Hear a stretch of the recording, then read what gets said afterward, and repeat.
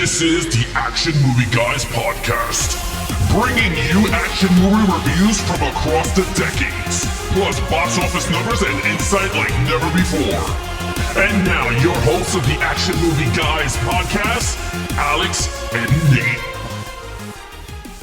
What's up, everyone? Welcome to episode number 244 of the Action Movie Guys podcast. I'm your host, Nate, and this is my co-host, Alex Figueroa.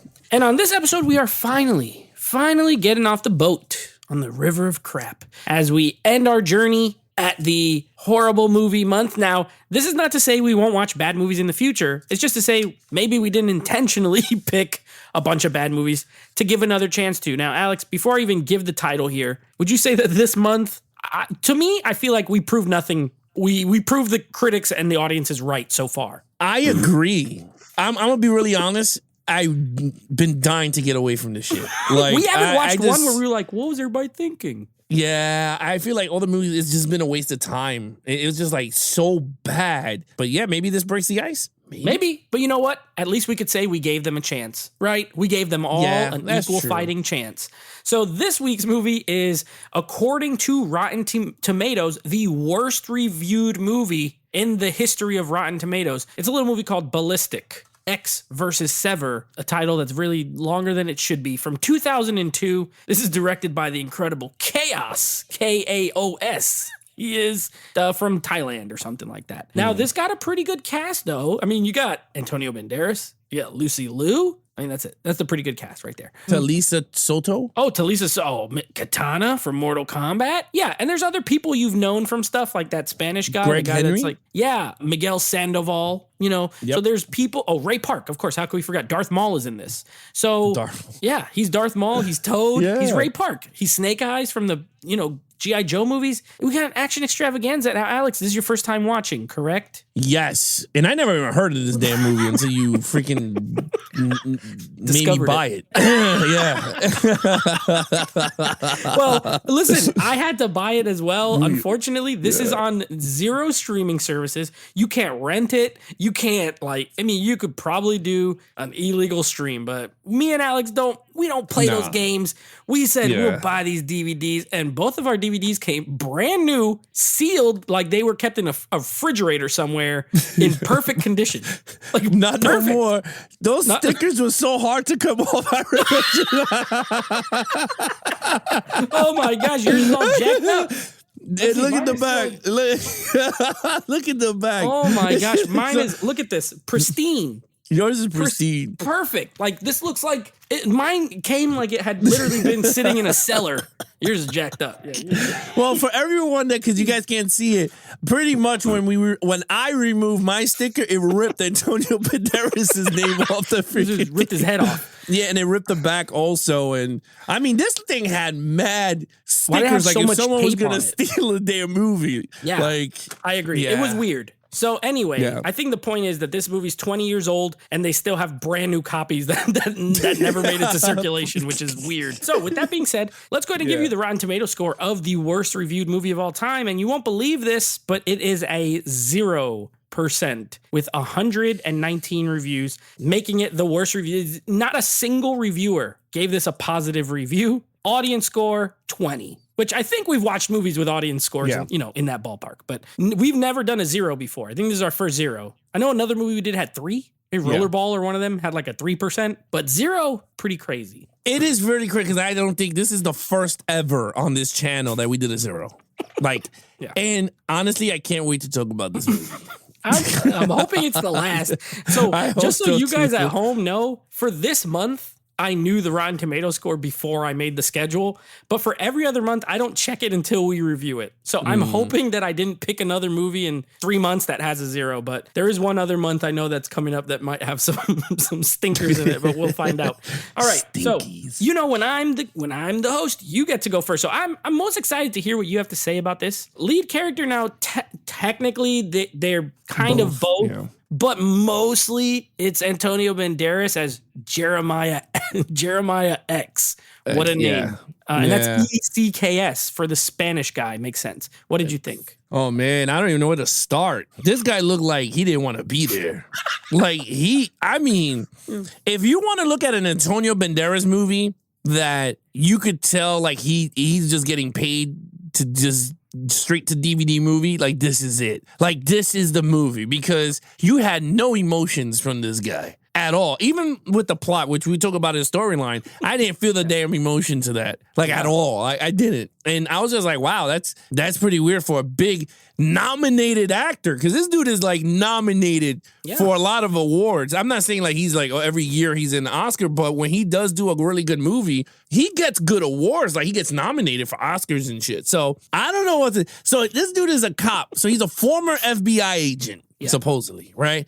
And then something happens that he's not no more. And now he's like a hunter or some crap. And they ask him to come back. So they sucker him to come back to get him back to the FBI. They promise him information that he about his wife. Previously unknown, Yeah, because his wife is missing or something, and he's looking for her. And Lucy Liu, so he's got to go after Lucy Liu because she knows where the wife is. Oh, let me just tell you, this character, I gave it a 2. I thought it was a decent. And and he did great. Look, Antonio Banderas, it is what it is. There's certain scenes I didn't enjoy him in, but throughout the film is no emotion at all. The action sequences was subpar with him in it, but I can't say this is a good, great, or perfect, because honestly, he didn't deliver anything. Like, this dude is just an FBI agent. He starts off in a bar smoking like mad, like, and they smoking sideways like this.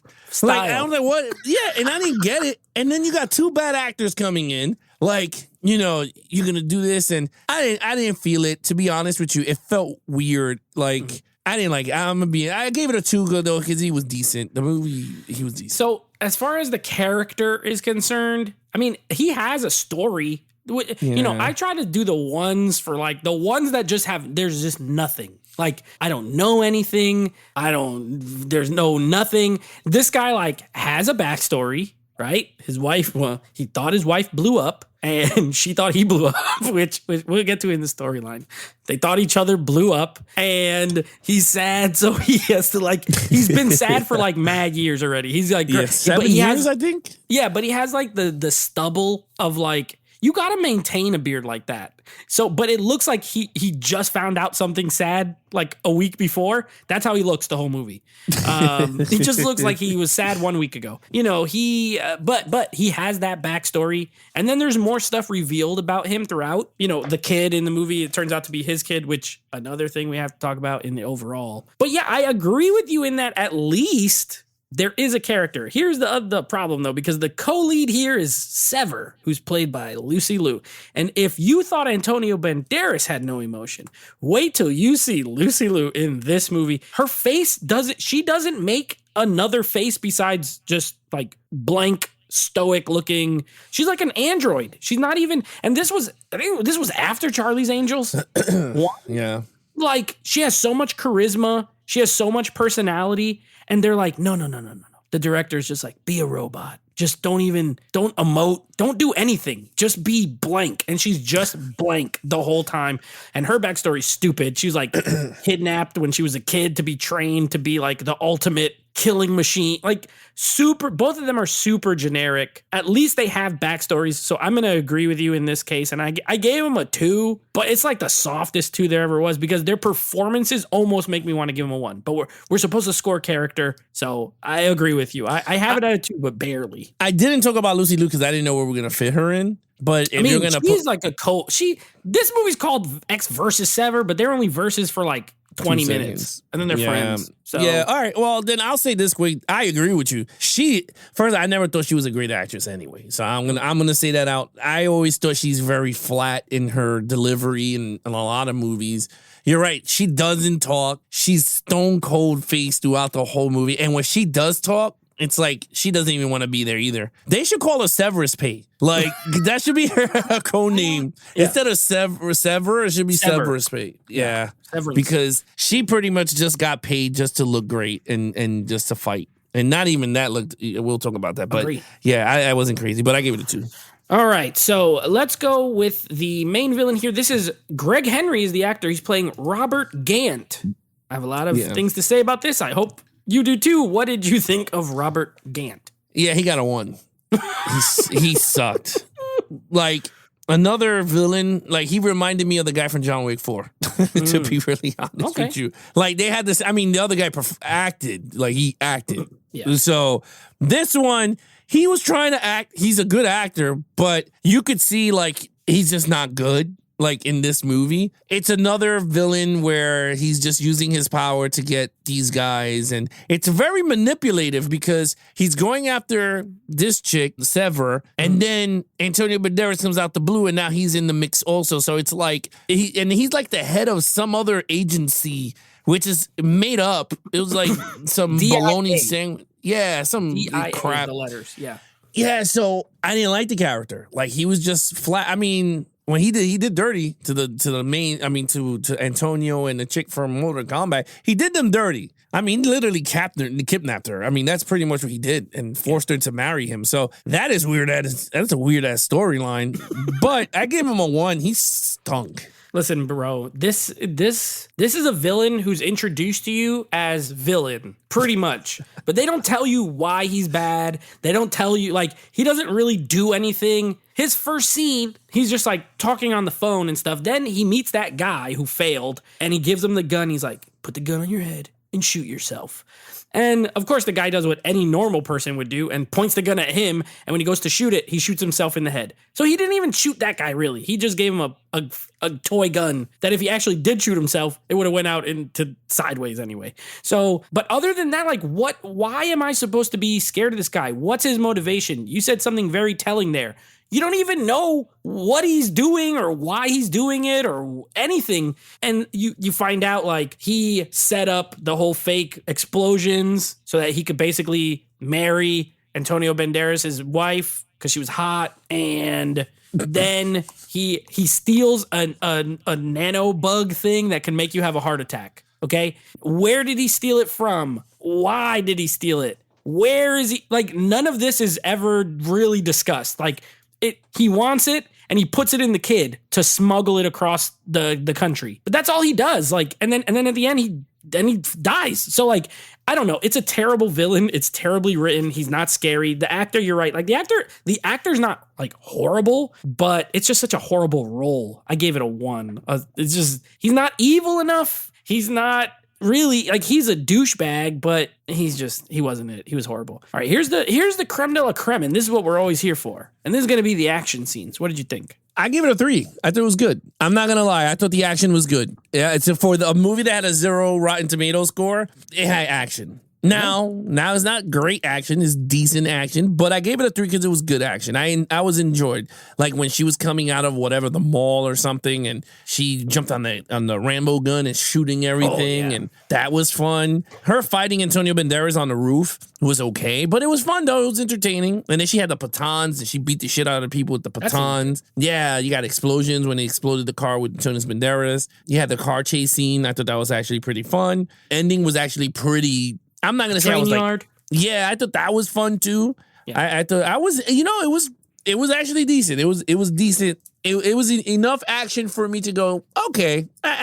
It did way better than the other movies that we did this month. I'll say that. I enjoyed it more than Ultraviolet. I enjoyed it way more than Dragon Ball Z, and I definitely enjoyed it more than, what was the other one? Bangkok Dangerous. Way better than Bangkok Dangerous. Yeah, so I gave it a 3. I thought it was good. You know what? I'm really, I thought you might go this way because the fact of the matter is the one thing that this movie is an action movie. Like, it does everything else, a lot of other stuff wrong and really bad. But the reason, I read some of the reviews, and one of the reasons this has no positive reviews is because it's almost all action. Like, the storyline is so abysmal that it's like, but I don't care that much, which I get. But since we break it down into categories, like, the action's not horrible. I gave it a 3 as well. It's definitely quantity over quality. A lot of it is like fake Matrix, like when she does the cartwheel, when the bullets are going, she does like that cartwheel. It's like, oh, this Trinity. And this was Warner Brothers.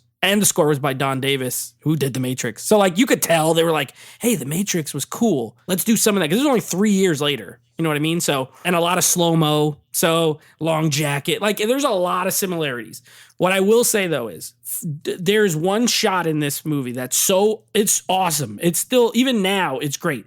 It's when she shoots that guy off the roof and they show him falling all the camera the way going down with him? And it stays on him all the way till he hits the car. Like normally you would think when he's about to hit the car, they'll cut away and they'll show the car like explode. This shot follows him all the way down in slow motion and it shows him hit the car and it shows the car get damaged. And I legitimately thought it was a great like action moment. So just for that, like there's some decent action. I agree. Some of the fight at the end, which is disappointing, is Lucy Liu and Ray Park, because that's Darth Maul.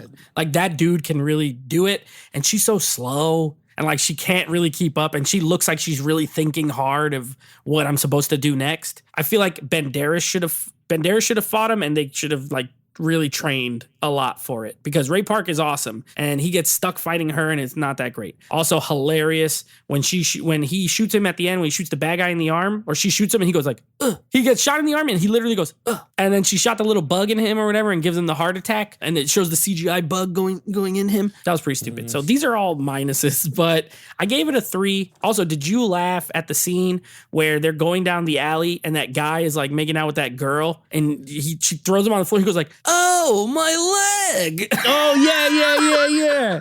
He goes, you want to get some too? When he was like trying to bang her. I said, what is this? Bro, I watched these movies. First I had the glasses guy in the, oh no, it's acid. And then you have this guy's like, oh, my leg. Literally, it sounds like they added it in at the end of the movie. Hilarious. But yeah, we both gave it a 3. Like the action is not the worst part of this movie. No. Not even close. All right. Well, let's get to something that is not great, and that would be the storyline. I gave the storyline a 1. It's not good. It's not a good storyline. It's like 3 plots in one. So let's see if I can break this down quick. Antonio Banderas gets blown up in the car. The bad guy takes his wife and his kid. The bad guy goes to some Korean spot, takes this digital blood thing and puts it into the kid without telling the wife. Severus come into the pay. Severus come to the pay. Severus Snape comes in. Severus comes. Lucy Liu's character comes in, and now she's the guardian and she's protecting the kid, but no one knows that. So she abducts the kid in the beginning of the movie. Then the lady was just like, hey, my son is, taken. And then Antonio Banderas come into the picture. I want to get my wife back. And then the sergeant gets shot in the chest and he goes, she knows where she is. And then he starts chasing her down.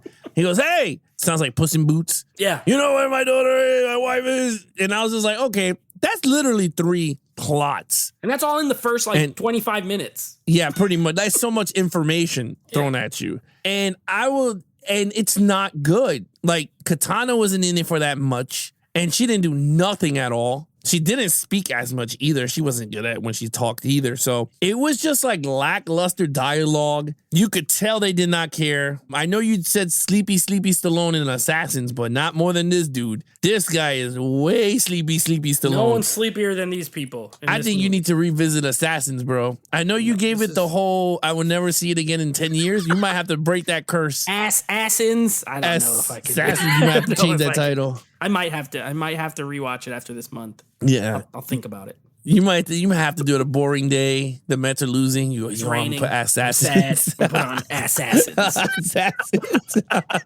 Anyway, I gave it a 1. Yeah, it was bad. Yeah, no, this should have been called Ballistic, Ecks versus Sleepies. Because there's both very Lucy Liu and Antonio Banderas.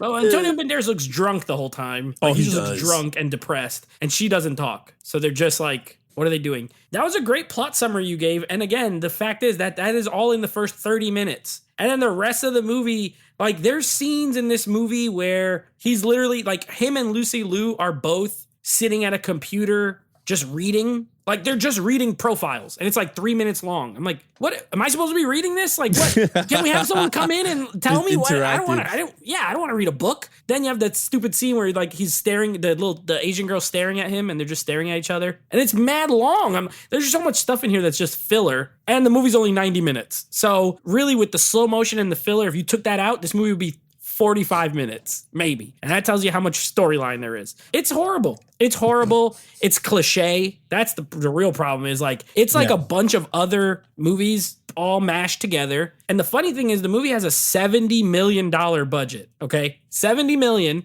which in 2002 money is probably over 100 now easily. So it had a big budget, but it has a straight to video like feel to it. Right? Like this felt like a straight to DVD late 90s movie to me. Yeah, I agree. And especially in the story, like it's so generic. Like someone's grandpa loves this movie somewhere because they bought it on DVD. Like, have you seen Ballistic? Ecks versus Sever? Some grandpa out there loves this movie, but we ain't that grandpa. So I gave it a 1 as well. It's really horrible. What was your overall? My overall score is a 2. I thought it was a decent film. I liked certain things about it. I'm not going to say it's the perfect action movie, but I don't think it deserved a 0. I'll be honest with you with that. Where Dragon Ball Z should have deserved a 0 over this movie 100 times over, and Bangkok Dangerous should have got a 0 over this movie. So with that said, I enjoyed certain aspects of the film. The action scenes were great. Antonio Banderas looked like he didn't give a shit. He was just like, I'm getting paid to do this. Lucy Liu did the same thing. Other than that, the soundtrack was okay. I thought it was okay soundtrack. But other than that, yeah, I gave it a 2. Yeah, I still gave it a 1. But I see where you're coming from, and I agree with a lot of your points. I think this is the least worst movie we've done this month. Yeah. My problem is it's so boring. Like, this is such a boring action movie. Like, there's a ton of action, and yet anytime they stop, you have to like fight to stay awake to hear what they're saying or look at what they're doing. So it's just, I agree with you. I'm surprised that like not even one Joe Schmo out there gave this like a 6 out of 10 or something, whatever's the criteria for a positive score, a 3 out of 5. Like, I don't think it's the worst movie I've ever seen. For this to be the worst reviewed, I don't think it's the worst movie I've ever seen. It's not even the worst movie I've seen on this podcast. So I do think it's bad, though. I do think it's bad, but I've seen worse. I have seen worse. It's still horrible. I did give it a 1 overall, but there's a lot of action. There's that, and if you're an diehard action fan, there's a lot of that. Well, it's funny because like what you said was like you were bored, but it felt like Bangkok Dangerous. The only difference is that it had way better action scenes and better actors. Yeah. That didn't care for what they're doing, but you felt it was just way better acted than that one. So it's kind of like an image of Bangkok Dangerous, just with better action. I agree. Yeah, that's a good comparison. They're both boring. Yeah. They're both really boring. But at least this one breaks up the boredom with more action than that movie does, and well-executed action at that. And it was very practical. It wasn't CGI explosions either. True. Like, the explosions were real. Like, and I like movies like that. Like the train scene, I know it doesn't make sense. Like, who put all those bombs under those trains? But whatever. The explosions were real. Like, they're running and stuff's blowing up. Like, it was cool. Some of that action holds the day. What is your total score? It's a 9 out of a 20. A 9 out of a 25. I'm not gonna recommend this movie to nobody. But am I gonna get? Well, first of all, I can't get rid of it. But it'll go in my DVD stack with every other crap that I have. But I kind of look when we do these things. If I never saw it before, at least I say I saw it. That's out of the end of the day, regardless of all these shitty movies that we watch, we could recommend some. We don't have to recommend others. I got to see it. And now I could be like, you know what? These critics are full of shit because it's not even that bad of a 0 to give this type of movie the worst, where there's, I bet tons of worse action movies that we're about to see in years from now. But I mean, so that's what I say. I agree with you. That's a good point. Again, every movie, especially action movies, we're going to give it a shot if it fits the theme of the month. But I gave it an 8 or 1 point difference. I gave it an 8 out of 25, but it was easily the winner of the month as far as the least worst. They all sucked. All 4 movies sucked. I wouldn't recommend any of them to anybody. But if you were like, Nate, if I have to watch one of those horrible movies, which one? Probably Ballistic, because I think I hated Dragon Ball the most because it was like for 5-year-olds. Bangkok Dangerous was boring, and Ultraviolet hurt my eyes. So at least this doesn't do any of those things. Well, I would recommend Ballistic so I can make someone pay for it. You should buy this off of me. You can buy it. It's pretty good. You can buy it on Amazon for $7 because that's how much I have like to it's pay. Rare and try to sell it on Mercari. You should put it for 20. This is perfect mint condition. Only watched once. $3. I'm only gonna charge $3. Anyway, so that is Ballistic Ecks vs. Sever. Thank God we're out of this month. But before we leave, we got one more movie we got to watch next week that probably could have fit in this category, and that's going to be Batman and Robin, both of our favorite Batman movie out of the original 4. So we're going to be reviewing that. And then guess what? Finally, it's time for a new month. We are free of the burden of garbage, and we are going to Sequel Town because next month we will be doing 4 sequels to 4 part 1s that we've already reviewed on this show. We will be doing Escape from LA. That's going to be the first one. We did Escape from New York already. Then, I don't remember the order, but these are the movies we're doing. Then we will be doing some Raid 2, which if you remember, we did the Raid 1 a long time ago. We'll be doing Kill Bill Volume 2, which we did Kill Bill 1 Volume 1 a while ago. And then we also have Kick-Ass 2. So those are the sequels. We watched Kick-Ass a while ago. As a matter of fact, the Raid and Kick-Ass were Patreon picks, and now we're finally doing the sequels. So it's going to be interesting to revisit some franchises we did like over a year ago and do some sequels of movies that we haven't ever done. Yeah, I agree. You want me to give you the order? Quick? Yeah, what's the order? All right, so the order is Escape from LA, then comes Kick-Ass 2, Raid 2, and then Kill Bill Volume 2. There you go. So all part 2s all month. And the cool thing is those are all series that only have 2 movies anyway. So we're going to do the part 2s for sequels that we've done the part 1s of. Yeah. Oh, there you have it, guys. If you guys want to follow us on our social media accounts, please follow Nate over on Instagram at Netflix Reviews. Check out the podcast with him and his friends called Netflix Movie Reviews. Anything Action Movie Guys, head over to youtube.com/geeks and flicks for the video version of the podcast, or head over to Instagram at Action Movie Guys Podcast for the latest news on action movie on the Action Movie Guy podcast, whatever we put up. Other than that, he is your host, Nate from Netflix Reviews. I'm his co-host, Alex Figueroa. Be awesome to each other and geek out.